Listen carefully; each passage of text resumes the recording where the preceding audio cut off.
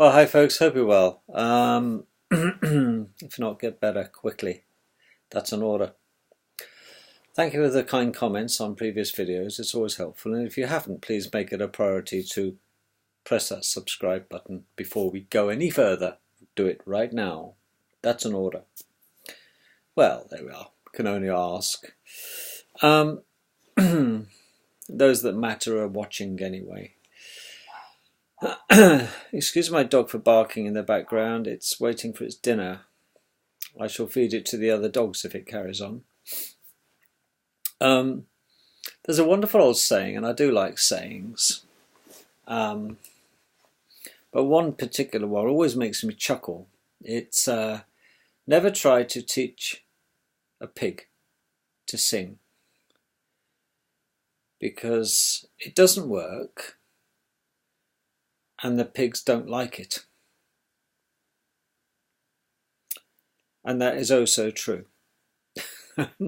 Not that I've tried to teach a pig to sing, you understand, but the point about that little saying is there's other ways to say it. Do not throw pearls to pigs, pearls of wisdom. Don't bother flapping your gums, as they say. You're wasting your breath. That's another way to say it. And most of our life is very inefficient. Most of what we communicate is wasted because people will truly only hear. Okay, they listen, but they don't hear. Well, that's the other way around, actually. They hear, but they don't listen. Sorry, it's been a long day.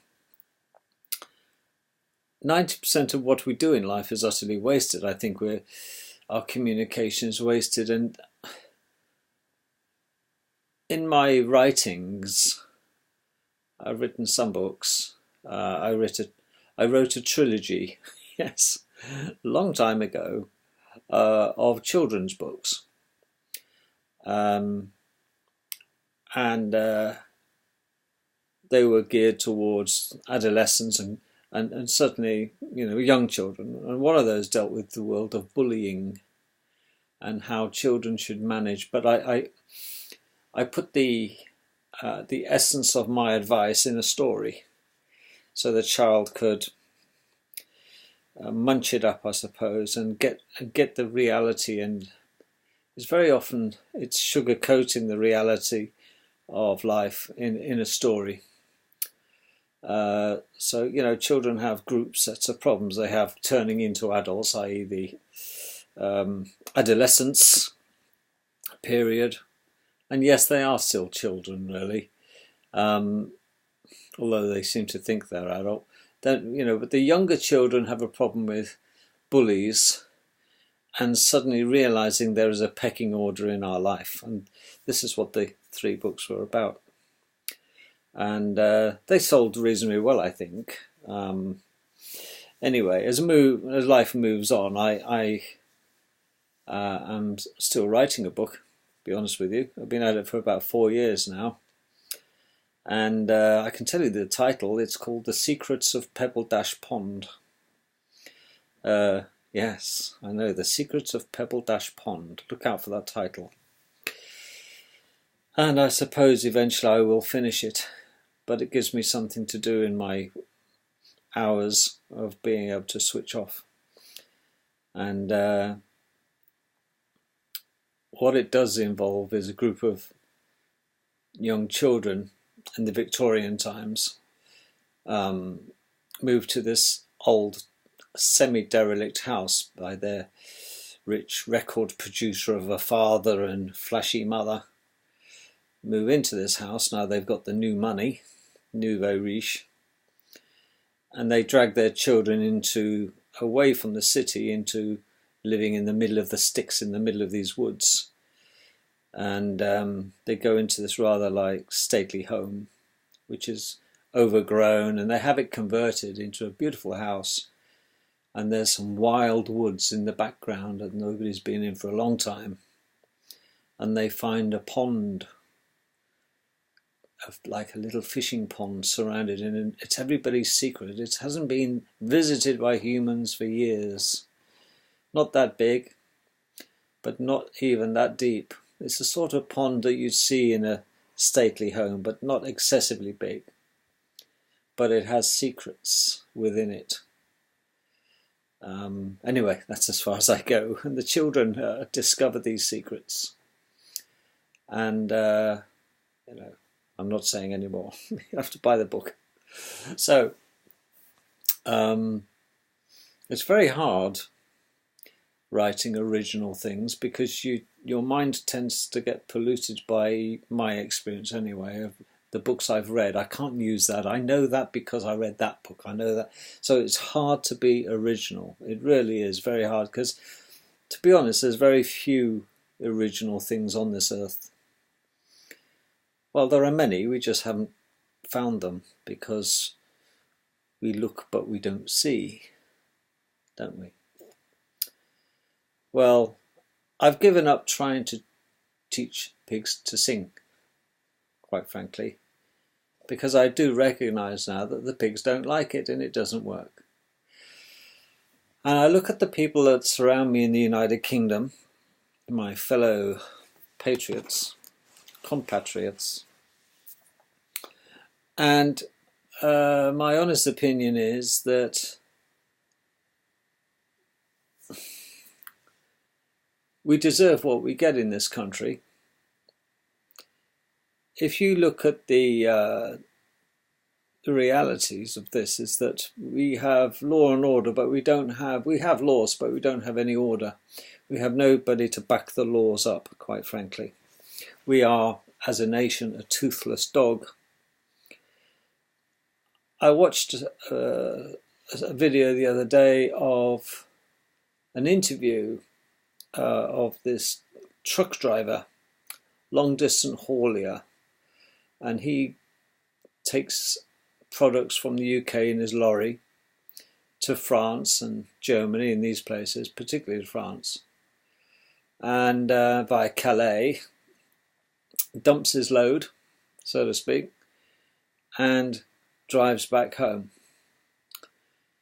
And he was saying to this person interviewing him that he has many times had his life threatened. The police are absolutely useless, the French police, because when he's driving to UK or to Calais to catch the ferry back to Felixstowe or Dover or wherever they stop, he is ambushed on a regular basis by our foreign ethnic brethren who are trying to get into this country. Illegally, of course. And he said it's quite common. Lorry drivers now are having to run the gauntlet down the roads towards the dock to catch their ferries home with their lorries, and are regularly being assaulted and their lives are being threatened. And a young Polish driver died because these thugs, and that's what they are, throw logs in front of the lorries to make them slam their brakes on, or they stop the lorries so they can clamber inside, and they are now getting violent because they got knives. They're demanding the lorry drivers take them over. And I thought, where are the police? Where are the French police? Where are the French military? They should be lining those roads armed, shouldn't they? They should be absolutely like heavily guarded roads leading to the ports towards Calais that eventually go to UK to get the ferries. But there are none. And the lorry driver is saying every day his life is threatened on the way back towards home by these bastards that are between 18 and 35 military age people, men, violent, African, Muslim, Pakistani Pekingese, really. Smiling Pekingese, but they're not smiling folks. These are violent bastards who want to get into our country. And they are making our lorry drivers' life a hell. And nothing's done. Nothing's done. And already a young Polish driver has had his lorry sabotaged to the extent that some idiot threw a log under his front wheels. It skipped, he smashed into the back of another lorry, it caught fire, and he was burnt to death pretty well instantly. And I thought enough is enough. But where is Macron in all this? The French president, whose responsibility it is to ensure the safety of lorry drivers, foreign and domestic. Not a peep. None of the French, but it's too busy down Paris, of course, dealing with the street riots with the yellow vests. Hats off to the yellow vests. But there's no resources put in for the safety of our lorry drivers in the UK. And this morning on the internet there was this report about this guy had the idea. It wasn't original because I said it about 6 months ago.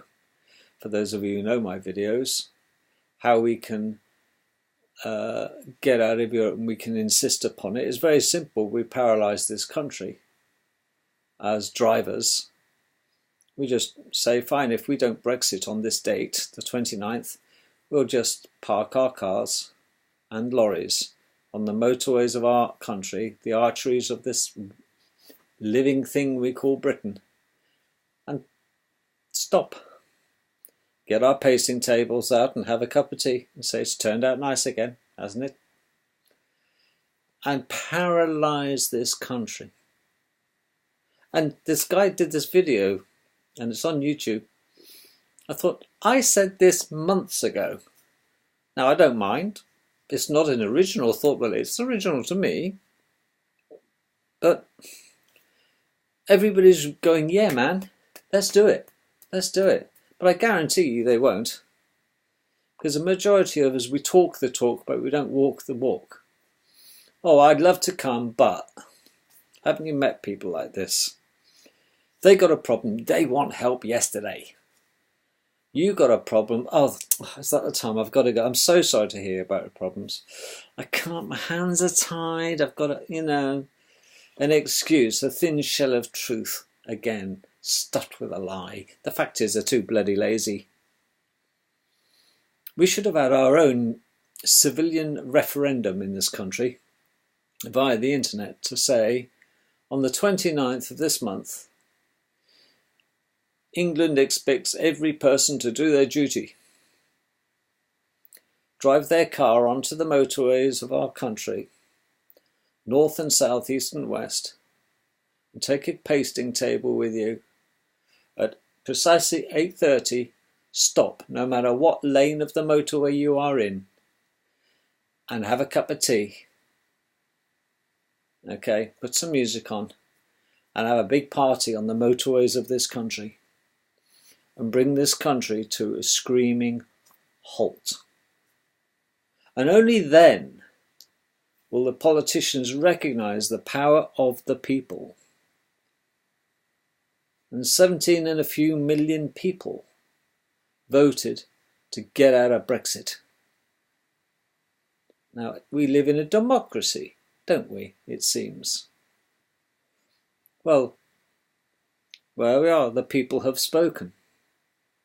On the 29th, we'll all go on the motorway and stop our car at precisely 8:30, no matter what stage on the motorway we are, whether we're joining it or about to leave it. But we will stop, inclement weather or not, and have a cup of tea.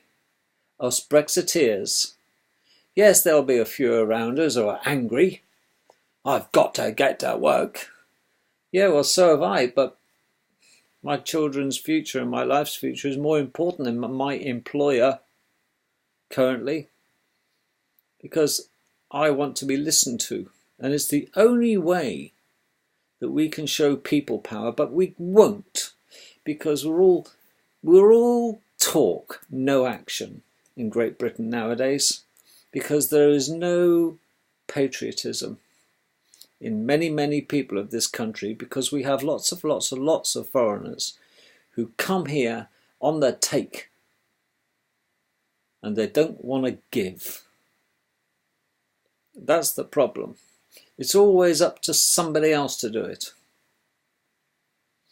Go to a Bilderberg protest, a Bilderberg meeting, yeah, and find out how many people truly know what Bilderberg is all about? Well, it's a meeting of the 1%ers, folks. That's what it is. The 1%ers in the Bilderberg group. That's what the Bilderberg group is. You won't get near it. And they had Bilderberg protection. Do you think the Bilderbergers give a rip about the protesters? Of course not. Because they're like nothing to them. Because they're so heavily guarded. But we think we've got a voice, we think we've got an opinion, we think we have a vote that matters. I don't think so. No. There's no point, you would think. Why should we be, you and I, the only ones stopping on the motorway? We'd soon be arrested and have our cars towed away. It's got to be people power. Okay? People power. If you look at the scenes of London in the end of war, of the Second World War, you couldn't move in the streets of London. People were jeering, boozing, street parties at the end of the war. Yay, we're the survivors. Yeah, yeah, yeah. Yet we seem to forget the people that died in the war, so we could do that. Or those survivors could do that. But within weeks, we're just plodding along. The graveyards have all been done, the bodies have been buried, and the memorial service are done annually now. And you just look. The politicians, well, it's rather strange that all political careers end up in failure. They truly do. What did you do in the war, Daddy? I was a politician. Oh. It used to be such a standing a career, you know. Can you say that Theresa May's life has been a success? No. What about Edward Heath, the paedophile, murdering satanic bastard that he was? No. What about Enoch Powell, man of men? Rivers of Blood speech. It's a classic speech, and he was only talking about Negroes. But he would be spinning even faster in his grave, saying, I told you so. Enoch Powell was right. Absolutely right, wasn't he? And he's going to be proven right. Why? And sooner or later, folks, we will lose our country. It's inevitable statistically. I've said it before, I'll say it again. In 100 years' time, white, Caucasian, English people, Scottish people, Welsh people, Irish people will be a minority if they survive at all. Well, that's why I really don't want to come back. And I really don't want to live 100 years. Because when you're a patriot, and I am, I could cry. It's like watching something you love die very slowly but surely. Well, we all are, aren't we? But much of what's happening to our country is avoidable. But the pigs aren't listening. They're angry because we're trying to teach them how to sing. We could all have a better life. I see no reason why it should be illegal, really, to talk about race, language, culture. I see nothing wrong with it. I don't understand what is wrong with racism. I have no idea why. Because all I'm talking about is different cultures, in different countries and different borders. That encompasses race, doesn't it? What other races believe in. You have the South Africans, you have the Africans, you have the Middle East, the Chinese, the Japanese. We're all different. That's race. You can't be just because I'm discussing it and showing that it's incompatible.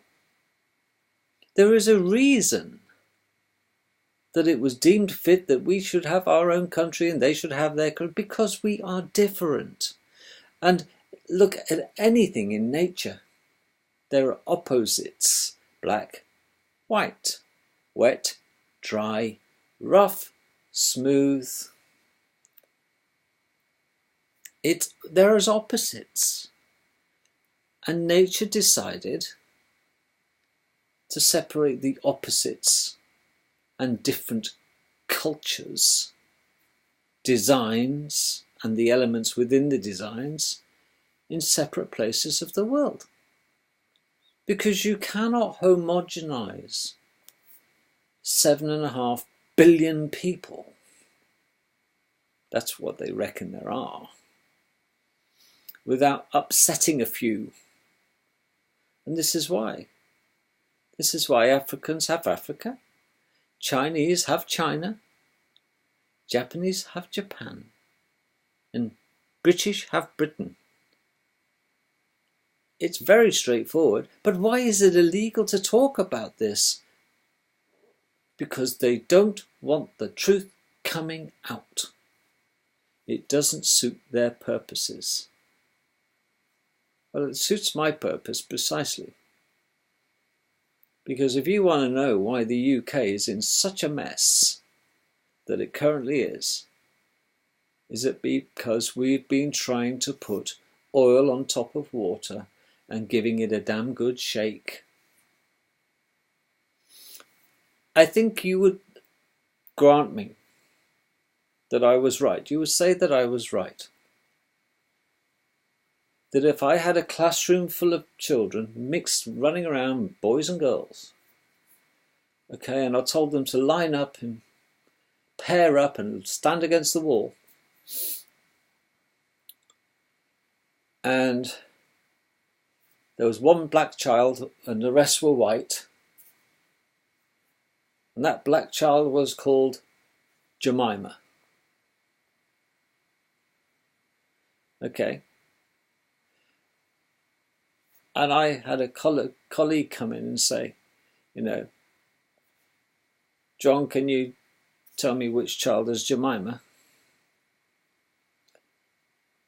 I would have to say, it would be automatic in my mind, say, Jemima's the little black girl over there.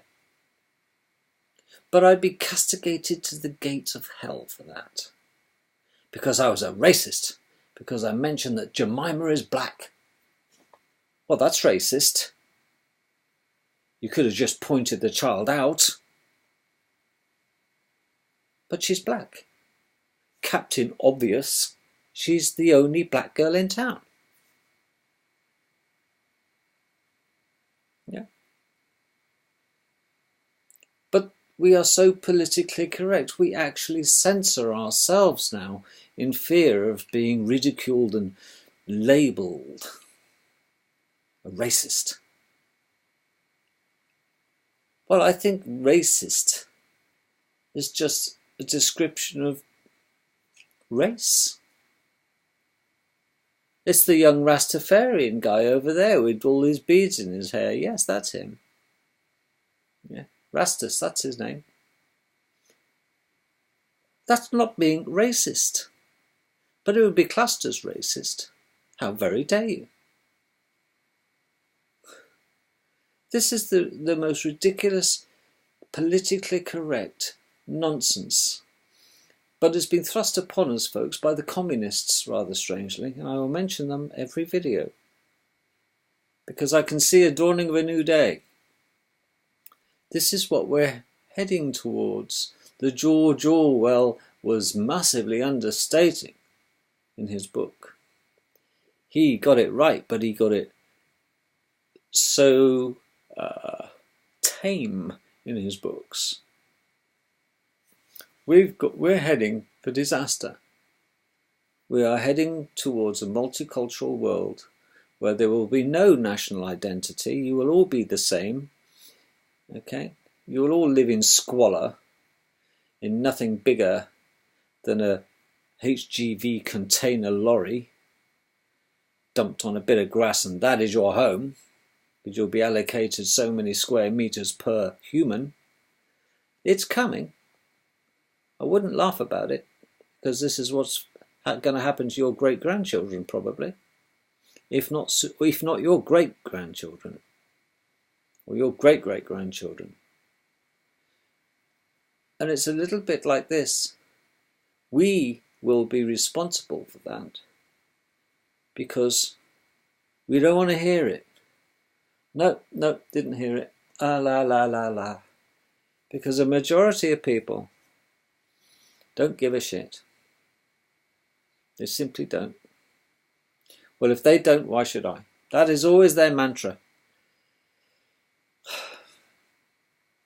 Well, then you mustn't complain about what's happening to your country.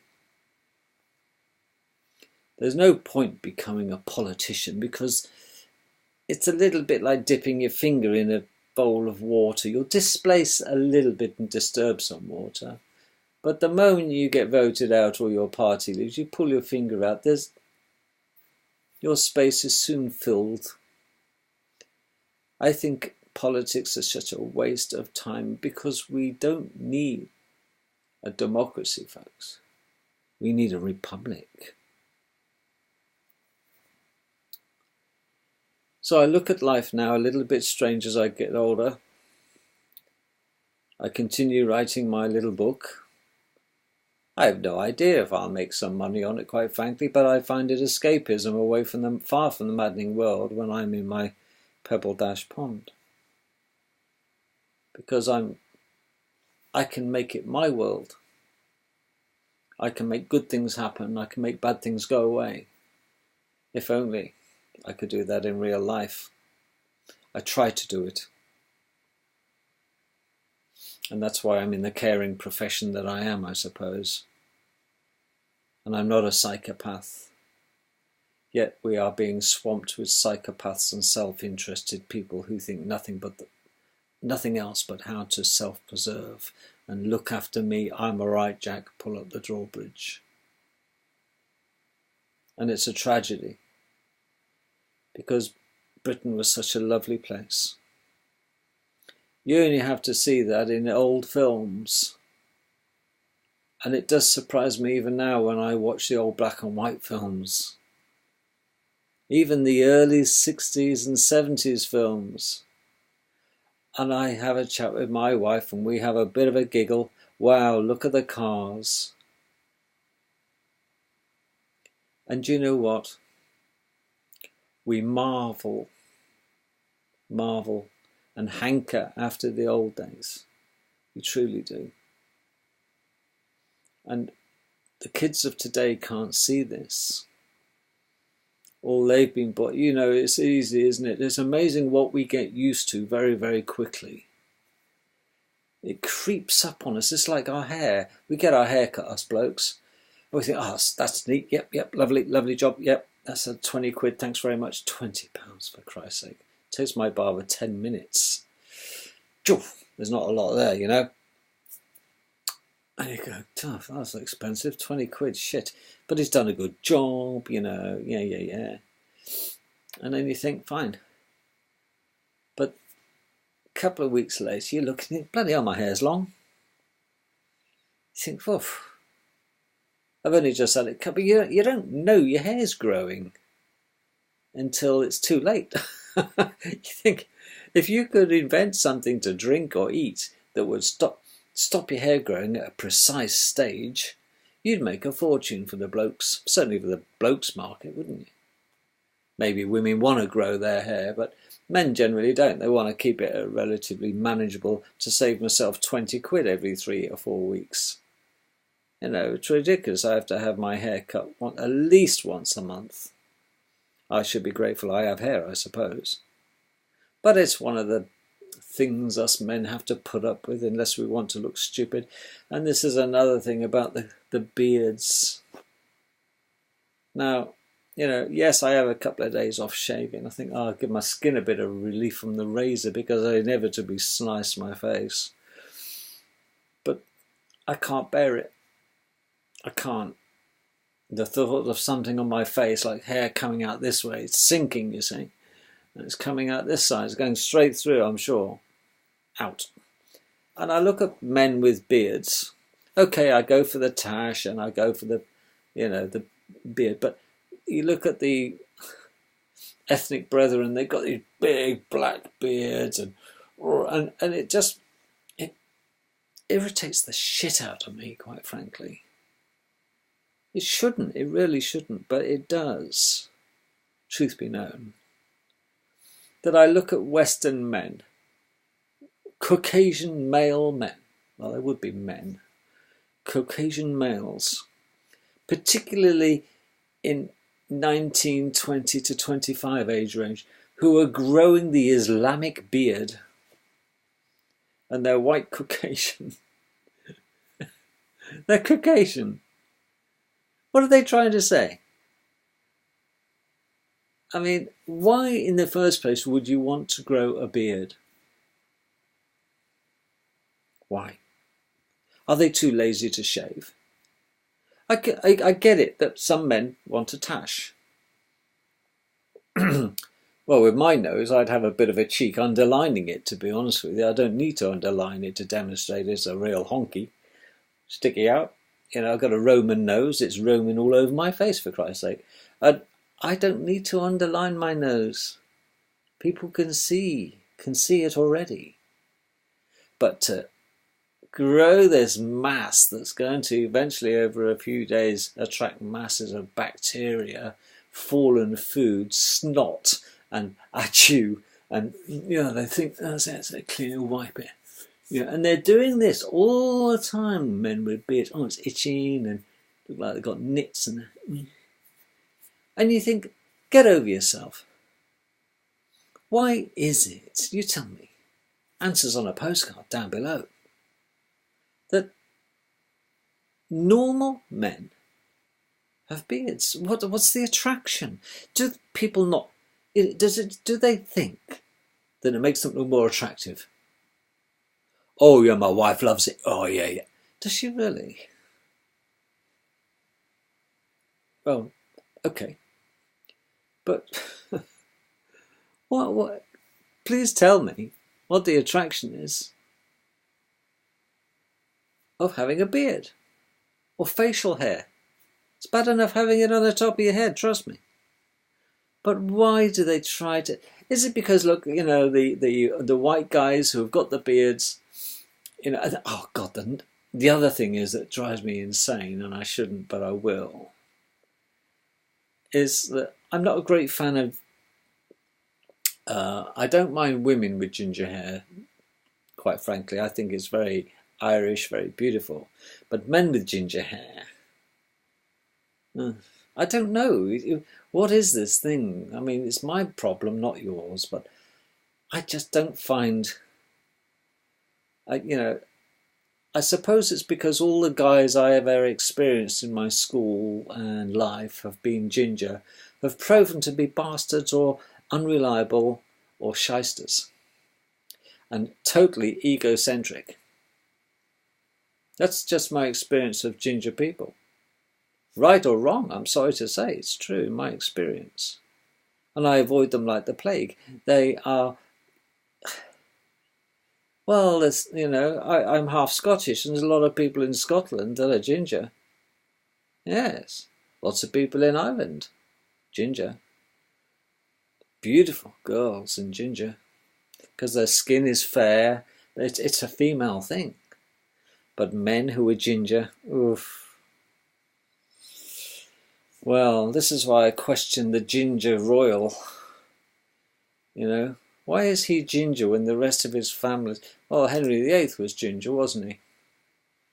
But there's no guarantee to say that the modern ginger royal is any lineage from him, because he looks too much like Hewitt to me. We'll leave that one alone in case I get sued. But no, ginger hair. Oh, he's a ginger. I'm sorry, I'm one of those. I know there's some great pop stars who sing really nice. Lad with a guitar, yes. He's a ginger. But I can't stop thinking I just don't like ginger-haired people. But even worse for me is those with beards. A ginger beard is it's Ivan the Terrible sort of thing, isn't it? Ginger hair, beard. It's one of these things. There are very few things I dislike immensely in life, but ginger hair on men. It's absolutely fine on women because it grows long, it's graceful, it's like a flame following them around, it can be. But men, yes, and ginger beards, no. Well, I've rattled on long enough. But, folks, there's no point in the politicians trying to screech out to the media, which eventually hits our ears, because all they're trying to do is teach the pigs to sing. That's what our teachers are doing to our children nowadays. They're trying to teach the pigs to sing. And in the words of Don McLean,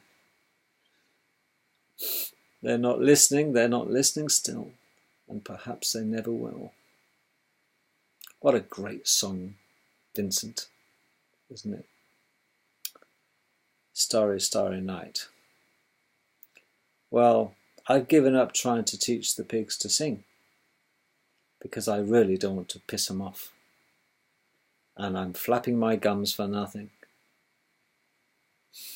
So this is why I put my thoughts down on paper a lot of the time and immerse myself in writing my book and avoiding those with beards. Catch you tomorrow.